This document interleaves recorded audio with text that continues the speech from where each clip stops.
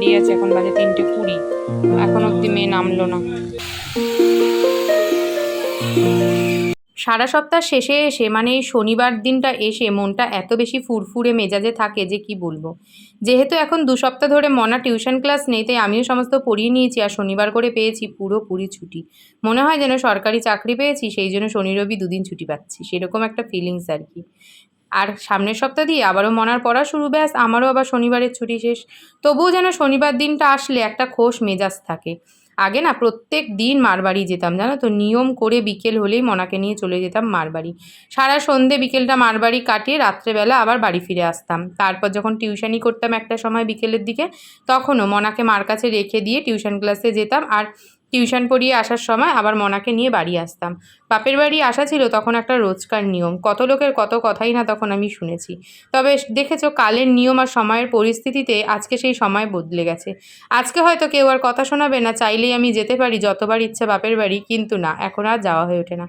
সংসারের চাপ, পরিস্থিতি, সময়, সমস্ত কিছুই এখন পরিবর্তন হয়ে গেছে। এখন ইচ্ছা হলেও আমি একটু রোজ মারবাড়ি যেতে পারি না, শুধুমাত্র এই টিউশনি, সংসার, মেয়ে বড় হয়েছে, মেয়ের স্কুল থেকে আসা, মেয়ের পড়া। কারণ আমি যদি এখন রোজ যেতে যাই তাহলে এই মনার পড়ার কিন্তু অনেকটা ঘাটতি হয়ে যাবে। সকাল বন্ধুরা, পূজা লাইফস্টাইলে আবার একটা নতুন ভিডিও নিয়ে সবাইকে জয়গুরু জানিয়ে চলে আসলাম। আজকে হচ্ছে বাজে প্রায় 8টা। আজকে ঘুম থেকে উঠতে একটু দেরি হয়েছে, মশলার ঝাঁঝে ঘর পুরো ঝাঁঝ হয়ে রয়েছে। সকালবেলা ঘুম থেকে উঠেই বাইরে সেরকম কিছু কাজ না, জল টল দিয়েছি, দিয়ে ফ্রেশ হয়ে ইষ্টবিধি করে চলে শুধুতেই রান্নার দিকে। কাঁচা লঙ্কা আদা বেটে পুরো ঘর আমার ঝাঁঝ হয়ে গেছে। এখন জল খাবো, আর আজকে রান্নার সেরকম চাপ নেই, সেই জন্য আর চিন্তাও নেই। ঘর মুছেছি, জামা কাপড় কেটেছি, বাইরে বৃষ্টি পড়ছে, আর ঘর মুছে আমার হতাশে বসে গেছি। বাইরে টিপটিপ করে বৃষ্টি পড়ছে, আর কি গরম, একটা ব্যবসা গরম লাগছে। নিজেকে ঘুম থেকে উঠলো, ব্রাশ করলো, এখন যাবে হচ্ছে রেশন ধরতে। আর মনা কি করছে না, বিছানাটাকে গুছিয়েছে পড়তে বসেছে। আজকে ওর রয়েছে কম্পিউটার এক্সাম, তো সেই কম্পিউটার এক্সামের জন্য এখন তো পড়তে বসেছে। এখন বাজে প্রায় 8:30। কাজের সারপ্রাইজ, ইষ্টবিধি করতে বসেছিল, বসে পুজো দিয়ে দিচ্ছে। আমি তো অবাক, এত ভালো কাজ করে কী করে লোকে। আজকে শনিবার, বড় মার মালা এনেছে, মালা পরাবে, এখনও পরানো হয়নি। বাইরের ওয়েদারটা পুরো ক্লাউডি। বড় মাকে মালা পরিয়েছে গণেশ, পরিয়ে পুজো দিয়ে গেল, আর আমরা চা বিস্কুট খেলাম। চা বিস্কুটের ভিডিও আজকে করেছি কিনা মনেই নেই। যাবো হচ্ছে কড়াইটা মাজতে, রান্না করেছি, কড়াইটা মাজা হয়নি। কড়াইটা মাজবো, মেজে গণেশকে খেতে দেবো, টিফিন গুছিয়ে দেবো, আর বড় মার মালা পরানোর পর কী দেবো। এত ভালো লাগে। গন্ধরাজ লেবু এনেছো? গন্ধরাজ লেবু দিয়ে মনা নিরামিষ দিন একটু ভাত খেতে ভালোবাসে। অনেক বেরিয়ে যাওয়ার পর একটুখানি শুয়েছিলাম, সমস্ত ভিডিওগুলোকে আপলোড দিলাম, দিয়ে চুলের অবস্থা একদমই বাজে। এখন সবার আগে চুলটা আসলাম। মনা গেছে স্নানে, মনার আজকে এক্সাম হচ্ছে 1টা থেকে, যেহেতু দুপুর 1টা থেকে এক্সাম, ওকে গাড়ি 11:30টায় তুলবে, আর এখন মোটামুটি 10:30 বেজে গেছে, 11:15 বাজে। তো মনা চান করে চলে এসছে, এখন ড্রেস ট্রেস পরছে। আমি ওকে চলো চুলটা ভালো করে একটু আসতাই, যা টিকটিকি লেজের মতো চুল। মনা স্কুলের জন্য পুরোপুরি রেডি, আর আমি রেডি ওকে নিয়ে যাওয়ার জন্য। চুলটা আসতেছি, আর মাথার এই হেয়ার ব্যান্ড 2 দিনকে কিনতে হবে। চুলটা না হলে পরে সকালবেলা ঘুম দিয়ে ওঠার পর আমার চুলটার অবস্থা এমন হয়ে থাকে, নিজেরই ক্যামেরার সামনে আসলে নিজেরই লজ্জা লাগে, পুরো পাগলির মতন। তখন আমার চুল আঁচড়ানোর একটুও সময় থাকে না যে আমি চুল টুল আঁচড়ে সেজে গুজে পরিপাটি হয়ে আসবো। তাও হেয়ার ব্যান্ডটা দিলে চুলের সামনেটা ঠিক থাকে। আর এই হেয়ার ব্যান্ডটা না অনেক দিন হয়ে গেছে, তো ঢিলা ঢিলা হয়ে গেছে। একটু টাইট হেয়ার ব্যান্ড হলে তাহলে ঠিকঠাক হয়। চলো এখন মনাকে গাড়িতে তুলে দিয়ে এসে তারপরে আমার কাজ আছে, ঘরের কিছু কাজ আছে, সেগুলো সেরে স্নান করবো।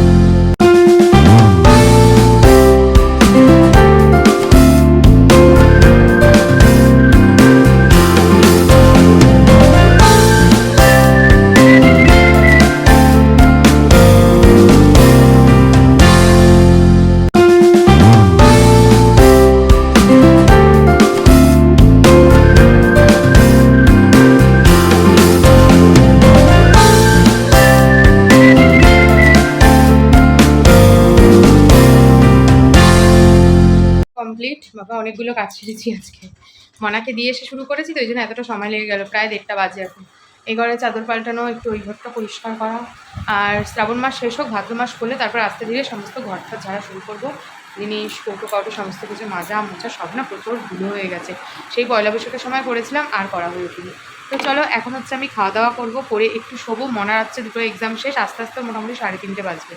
আজকে আর সেই নিশ্চিন্তে ঘুম দিতে পারবো না, কারণ মনার জন্য আবার গাড়িতে গিয়ে দাঁড়াতে হবে, এই হ্যানা ত্যানা, আর দুপুরের ঘুম আমার আজকে হবে না। বিকালে ইচ্ছা আছে একটু মারবাড়ি যাওয়ার, আজকে সকালেই ভেবেছিলাম যাব, কিন্তু মনার গাড়ি আদৌ ওখানে নামাবে কি নামাবে না সেই জন্য না আর যাওয়া হয়ে উঠলো না। তো ঘরের কিছু কাজ তো হয়ে গেল, চলো বিকেলে যাই মারবাড়ি দিয়ে একটু ঘুরে আসি, আর এখন খাওয়া দাওয়া করে একটু রেস্ট নিই। বসেছি আর এত জোরে মুসলভাবে বৃষ্টি চলে এসছে যে ছুটি করে আমার সমস্ত জামা কাপড় তুলতে হলো। কমপ্লিট। খাটের উপরে জানলাটা না এখনো আটকানো হয়নি, ওটা খাটে এখন শুতে উঠবো, শুতে উঠে আটকাবো। খাওয়া দাওয়া হয়ে গেছে ওরে বাবা। আর প্রচণ্ড জোর বৃষ্টি এসেছে তো, মনা যতই জানি এখন স্কুলের ভেতরে, স্কুলে পৌঁছে গেছে, ঢুকে গেছে, তবুও যেন একটা কেমন চিন্তা হতে থাকে। ঠাকুরকে বলি যেন বৃষ্টিটা কমে যায়, মানে এখন হচ্ছে একটু হোক, কিন্তু মনা যখন আবার আসবে গাড়িতে উঠবে তখন যেন বৃষ্টিটা একটু ধরে যায়। বললাম না একটু ঘুমাতে পারবো না, একটুও না, ওই যে একটু শুয়েছিলাম, জানলার ধারটা ভালো লাগছিল, মানে বৃষ্টি হচ্ছে, বেশি একটু ঠান্ডা ঠান্ডা হাওয়া দিচ্ছে, জানলাটা আবার আটকানো হয়নি। একটু শুয়েছি তো, ফোনটা একটু ঘাঁটতে ঘাঁটতে দেখছি কি 2:30 বেজে গেছে। তো ভাবলাম কি যে তাহলে মনাকে নিয়ে এসে একদমই শুই, 2টোর সময় তো ছুটি হয়ে গেছে। এখন বাজে হলো 3:10। এখন ড্রাইভারকে ফোন করলাম, ড্রাইভার এখনও ডানলপের জ্যামে, মানে বুঝতে পারছো এখনও ডানলপের জ্যামে, ডানলপে জ্যাম ছাড়বে আসবে, তারপর কত যে বাচ্চাকে নামাতে নামাতে তারপর আসবে এখানে, আর এখানটাই সব থেকে শেষ। মানে আমার মেয়েকে নামানোর পর হয়তো আর একজনকে নামানো হয়, মানে আমি বেকার এত তাড়াতাড়ি বিছানা ছেড়ে উঠে রেডি হয়ে বসে আছি। আমার মনে হয় শুয়ে ড্রাইভারকে ফোন করে নিলে ভালো হতো। আসলে কি বলতো, চিন্তা হয়, এটাই চিন্তায়, আর ঘুম পাচ্ছে এই ওয়েদার।